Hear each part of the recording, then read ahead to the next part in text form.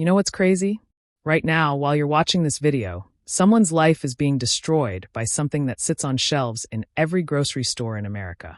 Something legal. Something advertised during the Super Bowl. Something that's destroyed more careers, more families, and more dreams than almost anything else in Hollywood. I'm talking about alcohol. And today, we're diving deep into 8 stories that'll make you never look at a drink the same way again.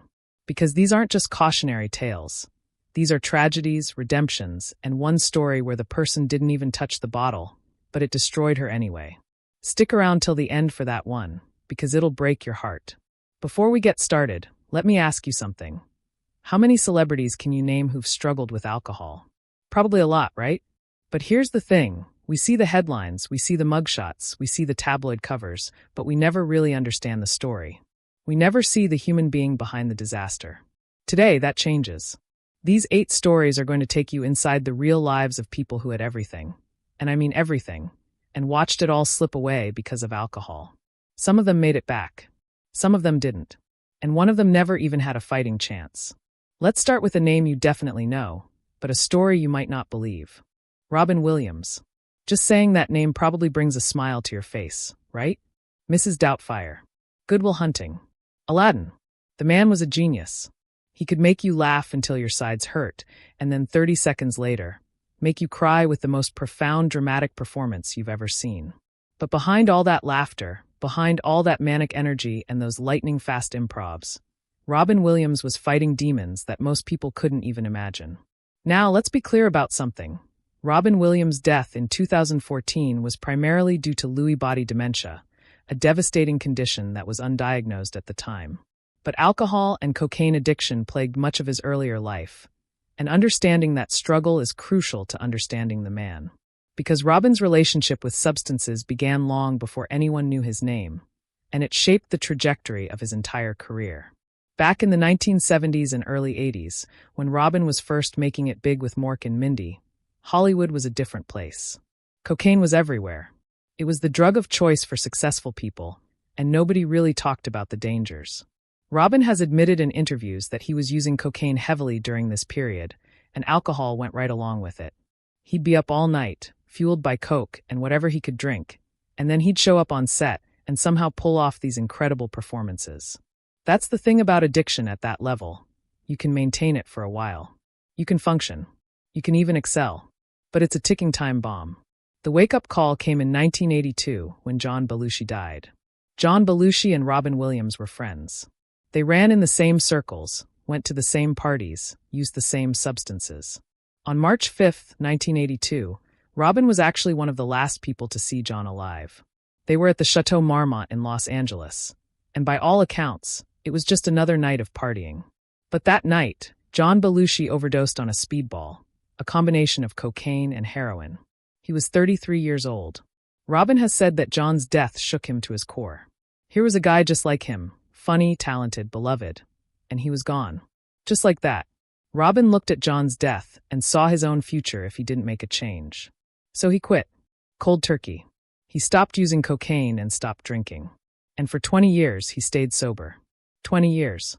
Through some of the biggest films of his career, through award shows and press tours, and all the pressure that comes with being Robin Williams, he stayed clean.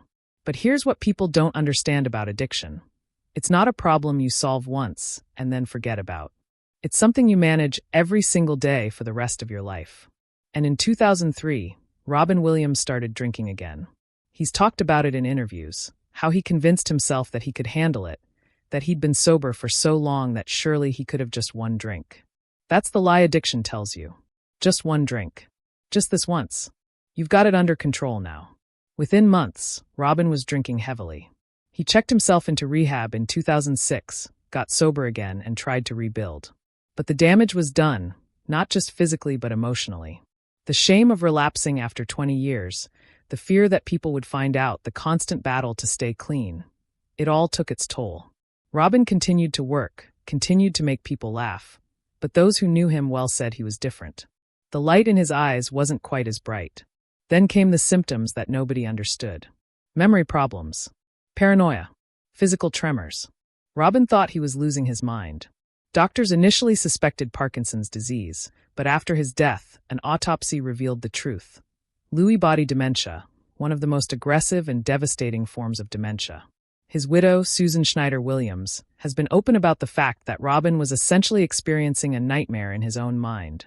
Hallucinations, delusions, motor control issues. It wasn't until after he was gone that they understood what he'd been fighting. So here's the complicated truth about Robin Williams. Alcohol and drugs didn't kill him, but they were part of his story. They were part of the pain he was trying to escape, part of the way he coped with a mind that never stopped moving, never stopped performing. And when you look at his life as a whole, the addiction, the recovery, the relapse, the illness, you see a man who was trying so hard to be everything for everyone, even when he was falling apart inside. Robin Williams made the world brighter. He made millions of people laugh and cry and feel something real. But the cost of that gift was a personal struggle that most of us can't comprehend. And while alcohol wasn't the only demon he faced, it was there, lurking in the background, making everything just a little bit harder. Let's talk about Ben Affleck. Now, I know what you're thinking. Didn't he just win an Oscar? Isn't he Batman? Yes and yes. But that doesn't mean his life hasn't been absolutely ravaged by alcohol. In fact, Ben Affleck's story might be the most relatable on this list because it's still happening. He's still fighting, and he's been refreshingly honest about the whole thing. Ben Affleck grew up in Cambridge, Massachusetts. His childhood wasn't easy. His father was an alcoholic, which is a detail that becomes incredibly important as we go on. Ben has talked about how watching his father struggle with addiction shaped his own relationship with alcohol. He saw firsthand what it could do to a person, to a family. And like so many children of alcoholics, he probably swore he'd never end up the same way. But here's the thing about addiction. It doesn't care about your promises. It doesn't care about your good intentions. And it especially doesn't care about your success. Ben and his best friend Matt Damon burst onto the scene in 1997 with Good Will Hunting, a screenplay they wrote together that won them an Academy Award. Overnight, they went from nobody to Hollywood royalty. Ben was young, talented, handsome, and suddenly very rich. He had everything. And for a while, it seemed like he was living the dream. Big movies, beautiful girlfriends, magazine covers. But behind the scenes, he was already drinking too much. The thing about being a functional alcoholic, and Ben was definitely functional for a long time, is that you can convince yourself it's not a problem. You're still showing up to work. You're still booking roles. You're still getting nominated for awards. So what if you have a few drinks every night? So what if you occasionally black out? Everybody parties in Hollywood, right? Wrong. Because slowly, quietly, alcohol starts taking more than it gives. Ben's first trip to rehab was in 2001, right around the time he was dating Jennifer Lopez and starring in huge movies like Pearl Harbor. Nobody really knew about it at the time because his team kept it quiet. He went in, did the program, came out, and told himself he'd fix the problem. But he hadn't. Not even close. Fast forward to 2005. Ben married Jennifer Garner, and for a while, everything looked perfect again. They had 3 kids together, Ben's career was thriving, and from the outside, it looked like he'd gotten his life together. But Jennifer has hinted in interviews that Ben's drinking was an issue throughout their marriage. She's been incredibly diplomatic about it, never trashing him publicly, but she's made it clear that addiction played a role in their problems. The real turning point came in 2015 when Ben and Jennifer announced their separation. Around the same time, photos surfaced of Ben looking disheveled, stumbling around, clearly drunk. The tabloids had a field day. Suddenly, the secret was out. Ben Affleck had a drinking problem, and it was bad. In 2017, he checked into rehab again, this time very publicly. He posted on Facebook about it, talking about alcoholism as a disease and asking for support. It was a vulnerable, honest moment, and a lot of people respected him for it. But then came 2018, and things got worse. Paparazzi caught Ben looking drunk multiple times. There was an incident where Jennifer Garner literally staged an intervention, driving him to a rehab facility herself. The photos of that intervention are heartbreaking. You can see the pain on both their faces. Jennifer, trying to save the father of her children. Ben, clearly in the grip of something he couldn't control. Here's what makes Ben's story so important. He keeps trying. He's been to rehab multiple times. He's relapsed multiple times. But he keeps getting back up. He keeps going to AA meetings. He keeps talking openly about his struggles. In a 2020 interview with the New York Times, he said something that really stuck with me. People with compulsive behavior, and I am one, have this kind of basic discomfort all the time that they're trying to make go away. You're trying to make yourself feel better with eating or drinking or sex or gambling or shopping or whatever. But that ends up making your life worse. Then you do more of it to make that discomfort go away. Then the real pain starts. It becomes a vicious cycle you can't break. That's addiction in a nutshell. You're trying to feel better, but you're actually making everything worse. And the worse it gets, the more you need the thing that's destroying you. Ben Affleck's alcoholism has cost him his marriage, his reputation at times, and who knows how many opportunities. But it hasn't cost him everything. He's still working, still being a father, still fighting. And I think that's important to recognize.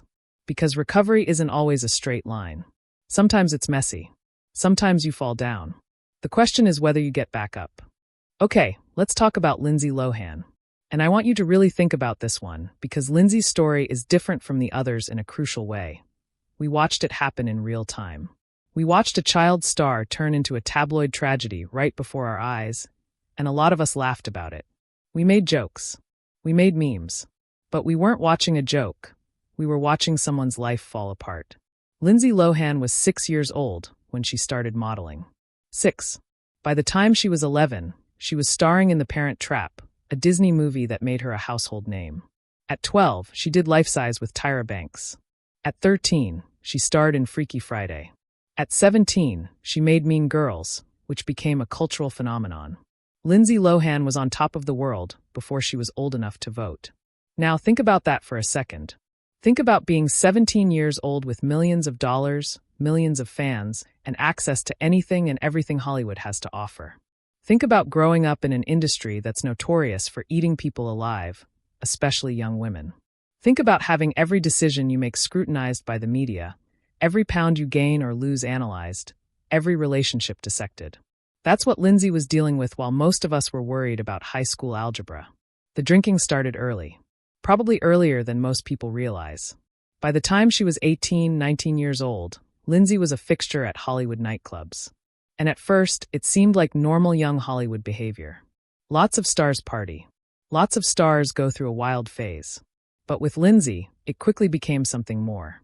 In 2005, she starred in Herbie, Fully Loaded, and there were already whispers on set about her behavior. Showing up late. Showing up hungover. Needing extra takes because she couldn't focus. Her weight was fluctuating dramatically, which suggested something beyond just partying. But she was still bankable, still booking movies, so the industry looked the other way. Then came 2006, and things started unraveling fast. Lindsay was hospitalized for what her team called heat exhaustion and dehydration. But rumors swirled that it was actually alcohol and drug-related. She checked into Wonderland Center, a rehab facility, for a very brief stay. She came out and immediately went back to partying. That same year, she made a movie called Georgia Rule with Jane Fonda, and it was such a disaster that the studio executive sent her a letter that later leaked to the press. The letter basically said, "You have an obligation to act like a professional.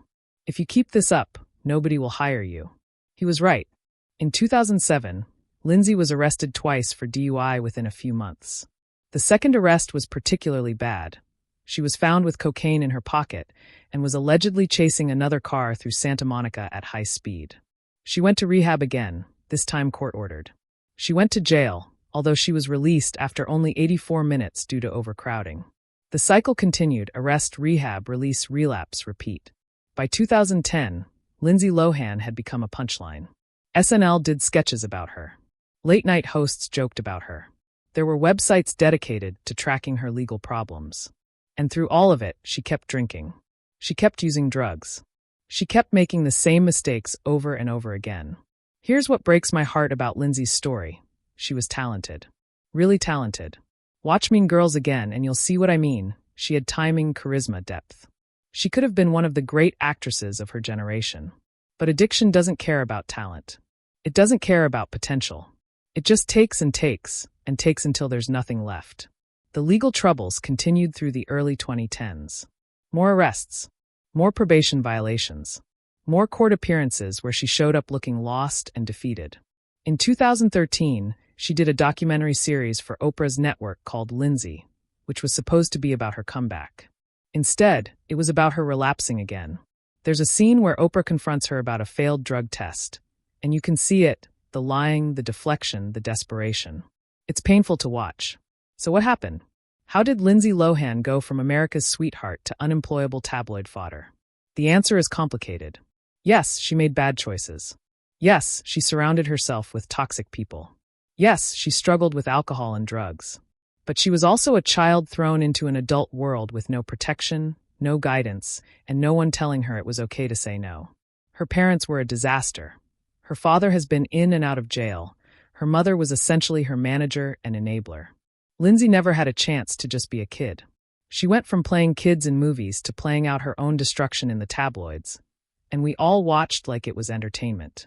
The good news is that Lindsay seems to be doing better now. She moved to Dubai, away from Hollywood and the toxic environment that fed her addiction. She's been relatively sober and out of trouble for a few years now. She's even done some acting work, though nothing close to what her career could have been. But the damage is done.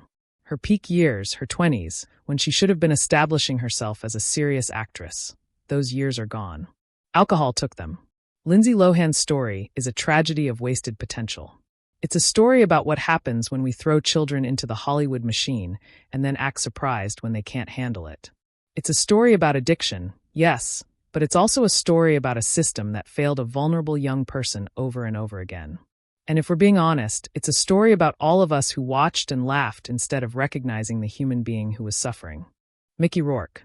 Man, this one's tough because if you're old enough to remember Mickey Rourke in the 1980s, you remember one of the most magnetic, talented, beautiful actors in Hollywood. And if you only know Mickey Rourke from The Wrestler in 2008, you're probably wondering what the hell happened to his face. The answer is boxing, surgery, and a whole lot of alcohol. Mickey grew up rough, and I mean really rough. He was born in Schenectady, New York, but grew up in Miami. His father was abusive and eventually abandoned the family. His stepfather was also allegedly abusive. Mickey has talked about how he learned to fight as a kid just to survive his own home. He started boxing as a teenager, and he was actually pretty good at it. But he was also interested in acting, and in the late 1970s, he moved to New York to study with some of the best acting coaches in the world. By the early 1980s, Mickey Rourke was the guy. He had this dangerous, edgy quality that made him perfect for the gritty films of that era. Diner in 1982. Rumble Fish in 1983. The Pope of Greenwich Village in 1984. And then, in 1986, he starred in 9.5 Weeks with Kim Basinger, a movie that was controversial, erotic, and massively successful. Mickey Rourke was a sex symbol, a serious actor, and Hollywood's next big thing all rolled into one. But Mickey had demons. He'd always had them. The trauma from his childhood, the violence, the abandonment, it all left scars.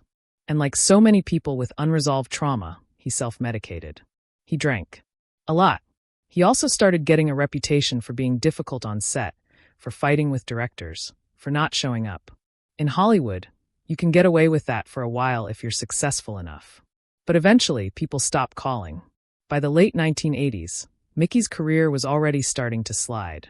He was drinking heavily, making bad choices about which movies to do, and burning bridges left and right. And then, in 1991, he made a decision that would change everything. He went back to boxing. Now, I know what you're thinking. Why would a successful actor go back to boxing? Mickey's explanation was that he missed it, that acting had become hollow, that he needed something real. But people close to him have suggested it was more complicated than that. It was self-destruction. It was a way of punishing himself. It was a physical manifestation of the pain he was feeling inside. Mickey boxed professionally from 1991 to 1994, and he took an incredible amount of damage. He broke his nose twice. He fractured his cheekbone. He suffered concussions. And when it was all over, his face, the face that had made him a star, was destroyed. He had to have reconstructive surgery, and it didn't go well. In fact, it went badly. He ended up having to have more surgeries to fix the first surgeries, and each time, his face changed more. By the time he was done, he didn't look like Mickey Rourke anymore. He looked like someone else entirely. And through all of this, he kept drinking. The boxing was over, but the pain wasn't. The career was over, but the addiction wasn't. Through the late 1990s and early 2000s, Mickey Rourke basically disappeared. He took small roles in bad movies just to pay the bills. He was drinking himself to death slowly, and nobody seemed to care because Hollywood had already moved on. The comeback started around 2005 when Robert Rodriguez cast him in Sin City.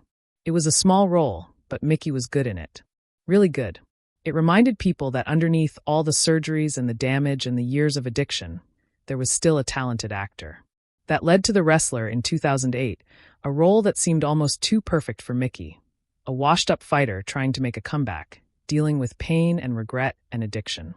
The movie was incredible, and Mickey's performance was heartbreaking. He was nominated for an Oscar. He didn't win, but it didn't matter. He was back. Mickey has been sober on and off since then.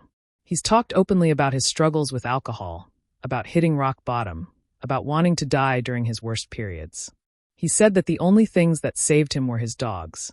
He's obsessed with his dogs, carries them everywhere, and the possibility of working again. Acting gave him something to live for when everything else was gone.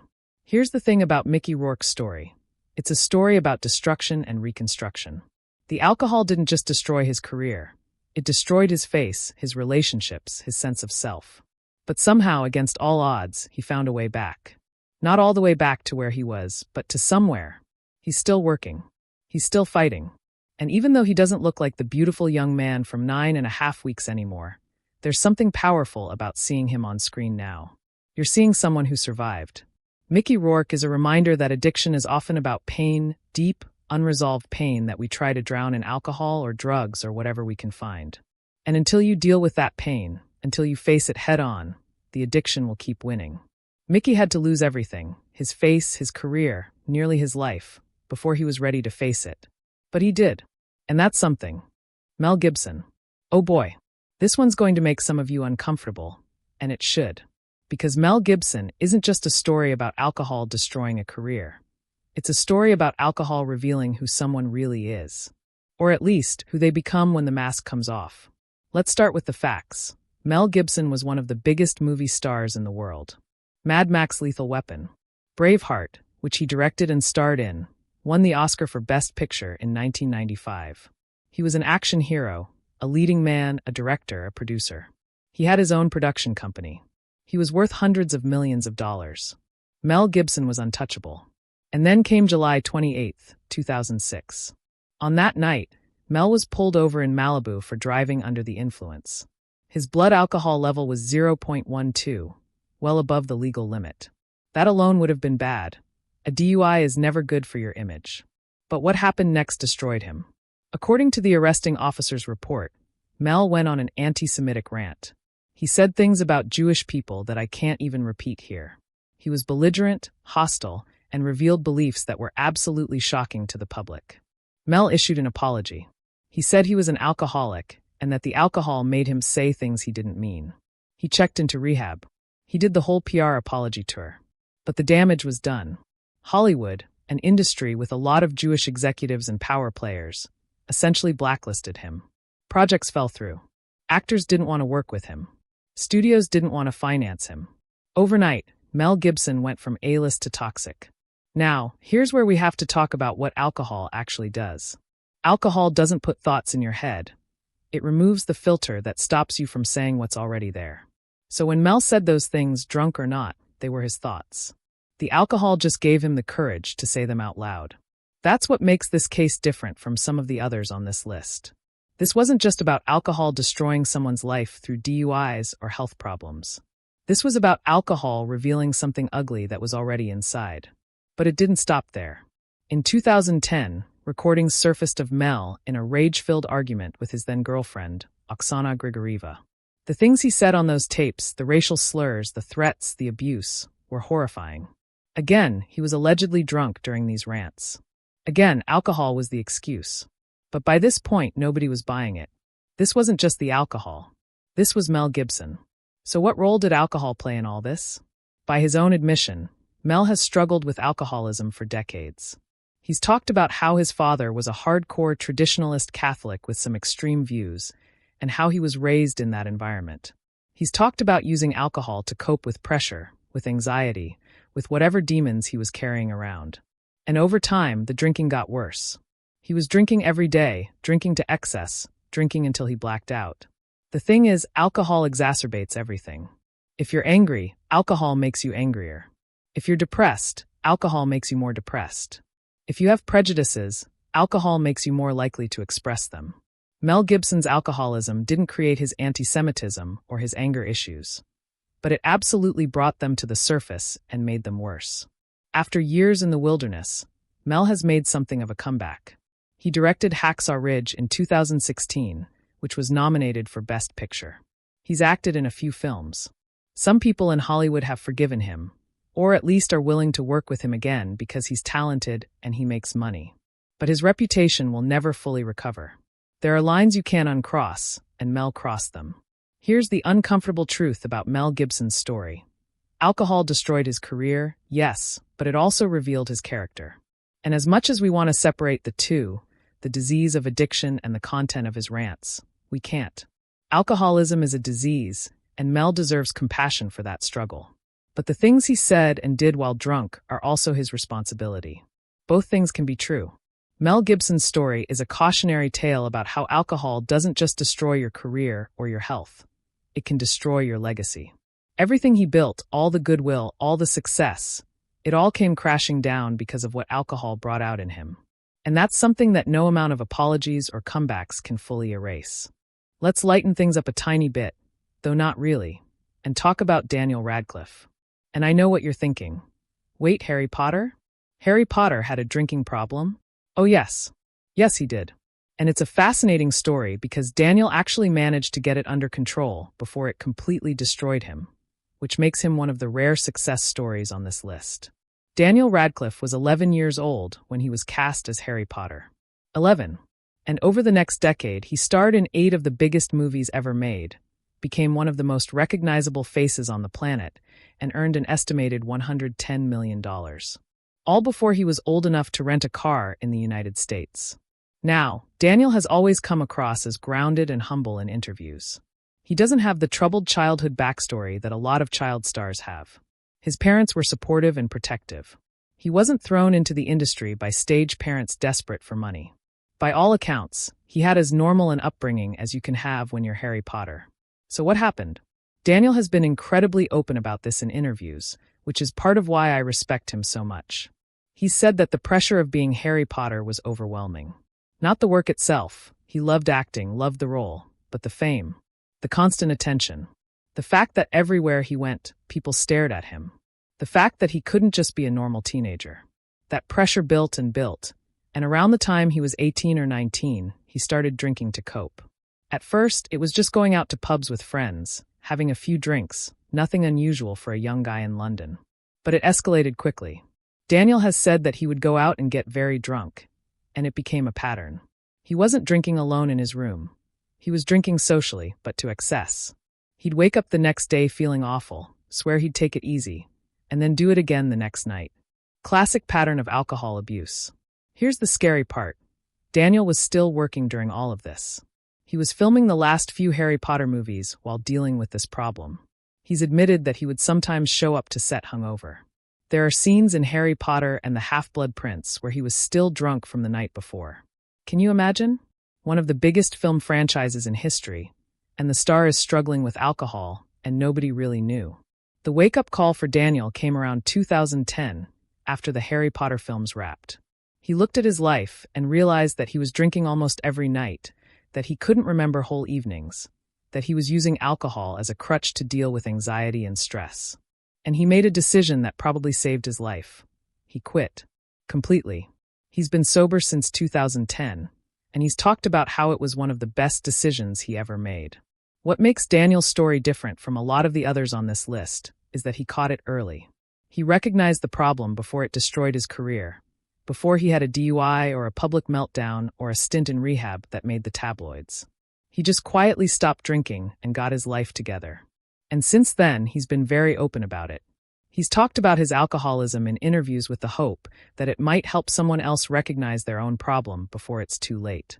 Daniel has also said something really interesting about why he thinks he was able to quit relatively easily compared to others. He had a career he loved and wanted to protect. He wanted to keep acting. He wanted to prove that he was more than just Harry Potter. And he knew that if he kept drinking, he'd screw it all up. That motivation, the fear of losing what he loved, was enough to make him stop.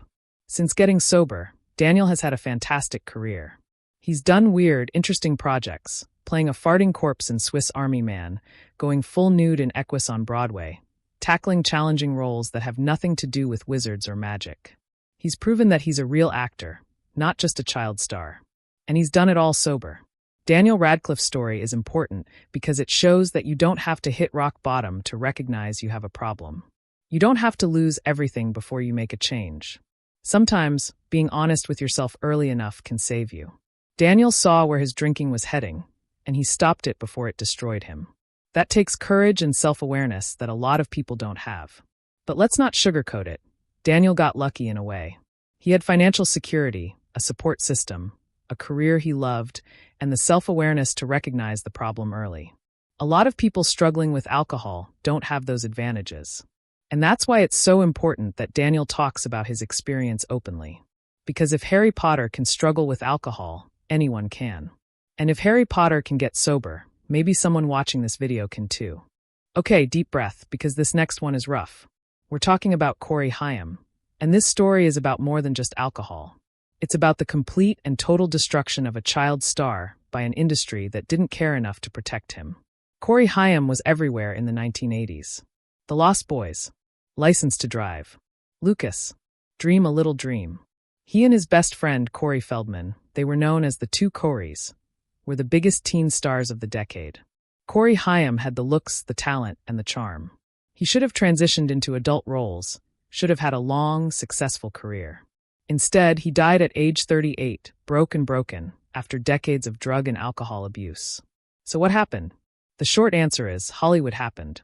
The longer answer is much darker. Corey has been open, and Corey Feldman has been even more open, about the abuse they suffered as child actors. Corey Feldman has stated multiple times that he and Haim were sexually abused by powerful people in Hollywood when they were young. Haim, according to Feldman, was molested on the set of a film when he was 14 years old. 14. A child. And nobody protected him. Nobody stopped it. Nobody even seemed to care. That trauma, that violation, set Haim on a path of self-destruction that he never escaped. He started using drugs and alcohol as a teenager, almost immediately after the abuse. And can you blame him? He was trying to numb the pain, trying to escape what had been done to him. By the time he was in his late teens and early 20s, Corey was addicted to cocaine, prescription pills, and alcohol. The 1990s were a disaster for Corey. His career fell apart. He couldn't get work. He was blowing through money on drugs. He went to rehab multiple times, but it never stuck. He'd get clean for a few months, try to make a comeback, and then relapse. The cycle repeated over and over. By the 2000s, Haim was basically unemployable. He was living off residuals from his old films, doing occasional reality TV appearances, and struggling to stay alive. In 2007, Corey and Corey Feldman did a reality show together called The Two Coreys. It was supposed to be a comeback, a chance for both of them to revive their careers. Instead, it was a tragic display of Haim's addiction. You could see it on screen, the weight gain, the slurred speech, the emotional instability. He was clearly still using, still struggling, and A&E was filming it all for entertainment. The show was canceled after 2 seasons. Corey's drug of choice by the end was prescription pills, opiates, benzodiazepines, whatever he could get. But alcohol was always in the mix too. He'd combine pills and alcohol, a deadly combination that depresses the respiratory system and can easily lead to overdose. And on March 10, 2010, that's exactly what happened. Haim died of pneumonia, but the underlying cause was years of drug and alcohol abuse that had destroyed his body. He was 38 years old. He had 75 cents in his bank account. Here's what breaks my heart about Haim. He was a victim. Yes, he made choices. Yes, he kept using drugs and alcohol even when he knew it was killing him. But his addiction started as a direct result of trauma that was inflicted on him by adults who should have protected him. He was a kid in an industry that chewed him up, spit him out, and then watched him die slowly without doing a damn thing to help. Corey Feldman has talked about how he tried to help Haim, tried to get him clean, tried to keep him on track. But addiction is more powerful than friendship. And when you're dealing with the kind of deep, unresolved trauma that Corey was carrying, sometimes love and support aren't enough. Sometimes the pain is just too much. Haim's story is a tragedy in every sense of the word. It's a story about what happens when we fail to protect children. It's a story about an industry that exploits young people and then discards them when they're no longer useful. It's a story about addiction as a response to trauma. And it's a story that should never have happened. If there's anything to take away from Corey Haim's life and death, it's this: we need to do better. We need to protect child actors. We need to take trauma seriously. We need to recognize that addiction doesn't exist in a vacuum. It's usually a symptom of something deeper, something that needs to be addressed with compassion and real help, not judgment and punishment. And now we come to the story I mentioned at the beginning, the one that's different from all the others. The one where the person didn't even have a problem with alcohol, but alcohol destroyed her anyway. This is the story of Rebecca Schaeffer, and I'm warning you now, this one is going to make you angry. Rebecca Schaeffer was a rising star in the late 1980s. She was 21 years old, beautiful, talented, and had just landed a role in a TV show called My Sister Sam that was getting good ratings. She had her whole life ahead of her. She had just auditioned for the role that would eventually go to Julia Roberts in Pretty Woman. She was about to break out in a major way. On July 18, 1989, Rebecca was at her apartment in Los Angeles. Someone knocked on the door. She answered it, probably expecting a delivery or a friend. Instead, it was a man named Robert John Bardo, and he shot her in the chest with a .357 Magnum. She died at the scene. She was 21 years old. So what does this have to do with alcohol? Everything. Because Robert John Bardo's ability to stalk and murder Rebecca Schaeffer was directly enabled by a private investigator who accepted $250 to obtain her home address from DMV records. And where did Bardo get the final push, the final bit of motivation to actually go through with the murder? He'd been drinking. He'd spent the morning drinking to build up his courage. Alcohol removed the last bit of inhibition that might have stopped him. Robert John Bardo was obsessed with Rebecca Schaeffer. He'd been sending her letters for years. At first, they were just fan letters, but they became increasingly disturbing. He showed up at the studio where My Sister Sam was filmed and was turned away by security. When Rebecca appeared in a movie scene where she was in bed with a man, Bardo became enraged. In his twisted mind, she had betrayed him, and he decided she had to die. On the morning of July 18th, Bardo took a bus to Los Angeles. He was carrying the gun in a bag, along with a copy of The Catcher in the Rye, the same book Mark David Chapman was carrying when he murdered John Lennon. Bardo went to Rebecca's apartment building. He knocked on her door once in the morning, and Rebecca, who had no idea she was in danger, actually spoke to him briefly and asked him to leave. He left, but he came back. And in between those two visits, he stopped at a diner and had drinks. He needed the alcohol to go through with it. He's admitted this. He needed to be drunk to actually pull the trigger. When Bardo came back the second time and knocked again, Rebecca answered the door. And he shot her. Just like that. One shot. Her life was over. And all because a mentally ill man was able to get his hands on a gun, was able to obtain her private address, and was able to drink enough alcohol to overcome his last shred of conscience. Rebecca Schaeffer's murder led to major changes in California law. It led to the first anti-stalking legislation in the United States. It led to changes in how DMV records could be accessed. It led to increased security for celebrities and public figures. But none of that brought Rebecca back. Here's why I included this story in a list about alcohol destroying lives. Because alcohol isn't just a personal problem. It doesn't just affect the person drinking. It affects everyone around them. In most of the stories on this list, alcohol destroyed the drinker's life, their career, their health, their relationships. But in Rebecca's case, alcohol helped destroy an innocent person's life. It enabled a murder. We talk a lot about drunk driving and how alcohol kills people on the road.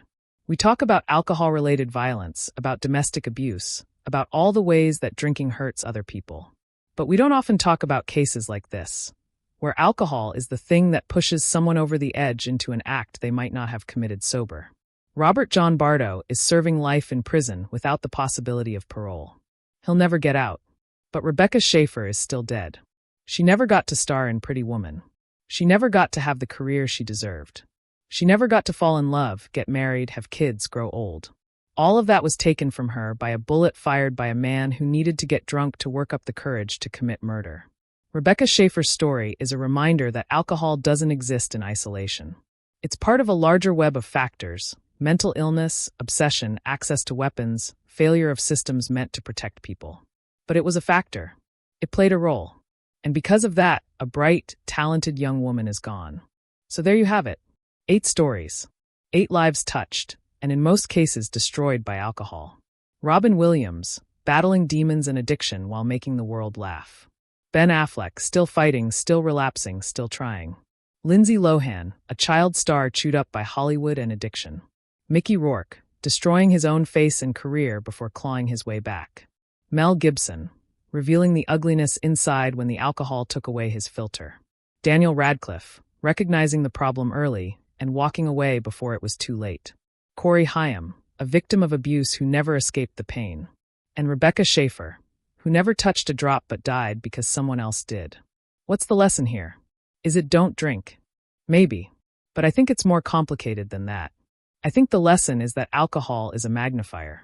It makes everything bigger. Your pain, your anger, your trauma, your worst impulses. For some people, alcohol is just a drink. For others, it's a coping mechanism for something deeper.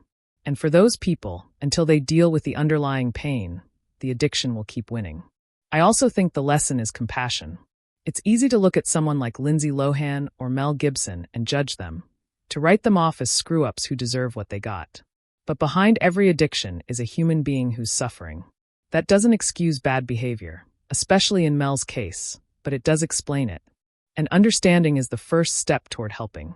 If you or someone you know is struggling with alcohol, please get help. Talk to someone. Go to a meeting. Check into rehab. Do whatever it takes. Because these 8 stories show us what happens when you don't. And some of these people made it back. Robin, Ben, Mickey, Daniel. But some of them didn't. Corey died. Rebecca died. And that's the reality of addiction. Sometimes there's no second chance. Thank you for watching all the way to the end. I know this was heavy. But these stories matter. These lives matter. And if this video helps even one person recognize that they need help, then it was worth making. If you found this valuable, please like, subscribe, and share it with someone who might need to hear these stories. And remember, it's never too late to ask for help. Never.